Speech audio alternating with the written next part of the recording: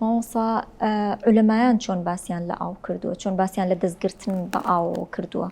والله خاتون طبعا ام باسم کرد لە ڕووی فقهیەوە هەموو علەماکانمان کاتێک کە باسەکەن یەکەمین کتاب کە باسەکەن کتاب الطهارە، چونکە لەو ئەساسی عیبادات ئاوە، یعنی تو تەماشاکە ئەگەر بێت و کابرایەک جەنابەتی لەسەر، ئەگەر بێت و کابرایەک دەستنوێژی پێویستە، ئەگەر کابرایەک لقای رب العالمین پێچکەمە دوو جانبمانەیە پێویستیان بە پاککردنەوە. یەکەمینیان جانبی دەروون کەەوە بەو تەصفیاتانەی کە پێغەمبەری خوا صلی الله عليه وسلم بە پێی قورئانی دایناینە لە مەسئلەی تەحەلیکردن بە فەضائیل و تەخەلیکردن لە ڕەذائیل، بەمعنە ئەوەی صفەتە جوانەکان ئەبێ هەڵبگرین و لە صفەتە ناشرینەکان خۆمان دابڕنین. و دووەمینیشان بەڕاستی جانبی جەستەییە.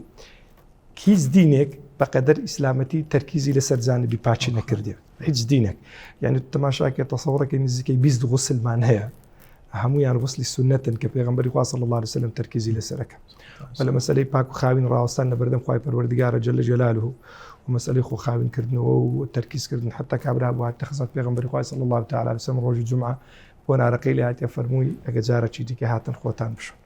و لە هەمان کاتدا گرنگجیدان بە ئاو دەست پێوەگرتنی ماشاکەی لە مەدینەیە و کاتێک کە پێغەمبەری خوا صلی الله تعالی عليه وسلم چوویتە مەدینەی ئاو لەوێ کەم بووە، بیرێکی لێ بووە، بیرەکە گەورە بووە، یعنی هاتنی خزمەت پێغەمبەر گوتیان یا رسول الله صلی الله عليه وسلم ئەوە خەڵک شتی پیشی تێداوێ و پاشماوەی مەدینەی تێدا و زۆر شتێک فەرمووی ئاو خاوێنە هیچ شتێک پیسی ناکە.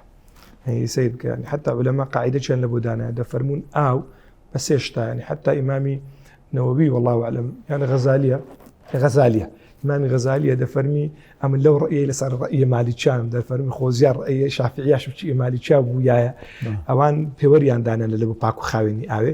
شافعیەکان ڕەحمەتی خوای پەروەردگاریان لێبی ئیستدلالیان بە حەدیسە چ کردیە لێکەکەنەوە ئاو دوو جۆری هەیە، یان کەمە یانە زۆرە.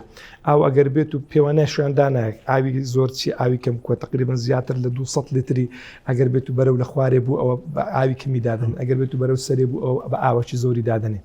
شافعیەکان ئەفەرمون ئەگەر بێت ئاو لە خوارێ بوو ئاستی خوارێ بوو شتێکی پیسی بکەویتە ناوی پیسەبی، ڕەنجی بگۆڕێیان تامی بگۆڕیان بۆنی بگۆڕێ، دەڵێ نەشگۆڕێ هەر پیس دەبی.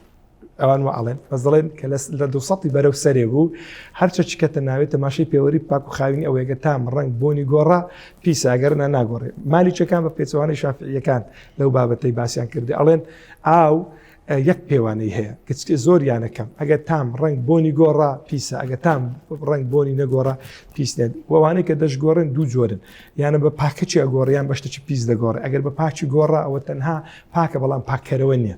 مەثەڵەن ئێستا تو ماستاو مثلا گوڵاو شەربەتاو ئەوانە دەتوانی بخۆیەوە بەڵام ناتوانانی شتێکیان پێخاوین بکەوە، بەڵام ئەگەر بێت بە شتێکی پیس گۆڕدرا ئەوە نەپاکە و نەپاکەرەوەشە بە طبیعەتی حال دەچێتە جانبێکی دیکە. لۆیە بەڕاستی مەسەلەی ئاو ئەساسیاتێکی زۆر گەورەی هەیە لەلای عولەمایە و هەروەها مەساحەیەکی زۆر گەورەی هەیە لە فقهی ئیسلامی، و نەک تەنها لەوەی هەتا وەکو گرنگیان پێدایە لە ڕووی بەکارهێنان، گرنگیشیان پێدایە لە ڕووی محافەزەکردن. ئەمە لە کتێبەکانە باسیەوەیەکەن لە کتابە فقهیەکانە دەڵێ کابرایەک ئەگەر چوە سەر بەحرە چێ سەر ڕووبارەشی کە دەستنوێژی ئەشوا نابی ئیسراف بکە، حتا ئەگەر بێت لەسەر بەحر ڕووباریش بی.